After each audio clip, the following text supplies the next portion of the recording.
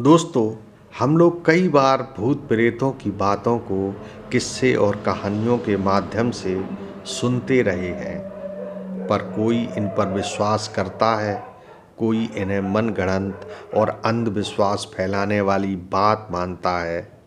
लेकिन कभी-कभी हम में से ही किसी के जीवन में ऐसा कुछ घटित हो जाता है जिसे हम चाह कर भी नकार नहीं पाते और ज़िंदगी भर उस एहसास को महसूस करते हैं। तो दोस्तों, आज की कहानी भी कुछ इसी तरह सत्य घटना पर आधारित है, जिसे विशाखापट्टनम से राजलक्ष्मी जी ने भेजा है।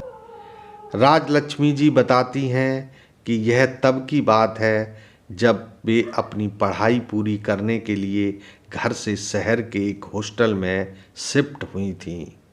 वे बताती हैं कि हमारे हॉस्टल के एकदम पीछे रेलवे लाइन थी और वहाँ से हमेशा रेल के आने जाने का शोर हम सभी हॉस्टल की लड़कियों को बहुत परेशान करता था। इतना ही नहीं, वहाँ से जब भी ट्रेन गुजरती थी तो हॉस्टल की सारी खिड़कियाँ और दरवाजे हिलना शुरू हो जाते थे। उनका कमरा हॉस्टल की चौथी मंजिल पर था, जिसमें उनके साथ ही दो और लड़कियां भी रहा करती थीं।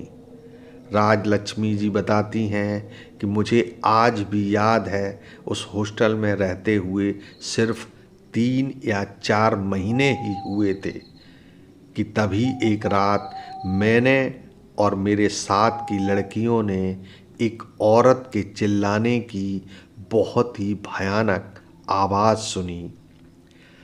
पहले तो हमने सोचा कि ये हॉस्टल की ही किसी लड़की के चीखने की आवाज़ है, पर वास्तव में ऐसा नहीं था। उसके बाद तो हमें रोज़ उसी समय हर रात एक औरत के चीखने की आवाज़ सुनाई देने लगी। परंतु हम में से किसी लड़की ने इस बात को एक दूसरे के साथ शेयर नहीं किया। अब धीरे धीरे वो आवाज़ तेज और ज़्यादा देर तक होने लगी। आलम यह हुआ कि कभी पानी भी लेने जाएं तो इतना डर लगता था कि शब्दों में बयान नहीं कर सकते। पर फिर भी हम किसी तरह हिम्मत जुटाए रोज़ की तरह अपना काम करते रहे। पर मुझे कभी कभी रात को बाथरूम जाते वक्त या पानी लेते जाते वक्त ऐसा महसूस होने लगा था जैसे कोई मेरे साथ साथ बगल में चल रहा है, कभी पीछे तो कभी आगे। लेकिन मेरी कभी इतनी हिम्मत नहीं हो पाती थी कि उसके चेहरे की तरफ देख सकूं। मैं ऐसे चलने की कोशिश करती थी जैसे मुझे वो इंसान या आत्मा दिखाई नहीं दे रही। अब बात हद से ज़्यादा बढ़ चुकी थी, तो मैंने अपने दोस्तों के साथ सबसे नीचे वाली मंजिल पर रहने का फैसला किया। वहाँ तो एक और नया बखेड़ा खड़ा हो गया। ऊपर वाली मंजिल पर तो ऐसा लगता था कि कोई मेरे साथ साथ चल रहा है, पर नीचे मंजिल वाले कमरे में तो मुझे एक कोने में एक औरत खड़ी दिखाई देने लगी थी। मुझे लगता था कि वो हमेशा मुझे ही देखती रहती है, लेकिन शुक्र था कि अब तक उसने मुझे कोई नुकसान नहीं पहुंचाया था। अब मेरी रातें सिर्फ और सिर्फ खौफ में बीतने लगी थीं। नींद ने तो जैसे मुझसे मुंह ही मोड़ लिया था। मुझे कुछ समझ नहीं आ रहा था कि अब मैं आखिर करूं क्या। तभी एक रात मैं मरते मरते बची। उस रात मुझे जाने कैसे नींद आ गई। मैं अपने बेड पर एक तरफ मुंह करके लेटी थी। तभी मैंने देखा ठीक मेरे सामने एक छोटा सा बच्चा खड़ा है जो मुझे घूर रहा था। उस वक्त मेरी हालत इतनी ख़राब हो गई थी कि डर के मारे मेरा पूरा शरीर ठंडा पड़ गया था। मेरे अंदर चिल्लाने की हिम्मत भी नहीं बची थी। मेरी सांसें अटक गई थीं। कुछ बोलने की कोशिश कर रही थी, लेकिन शब्द मुंह से बाहर नहीं आ रहे थे।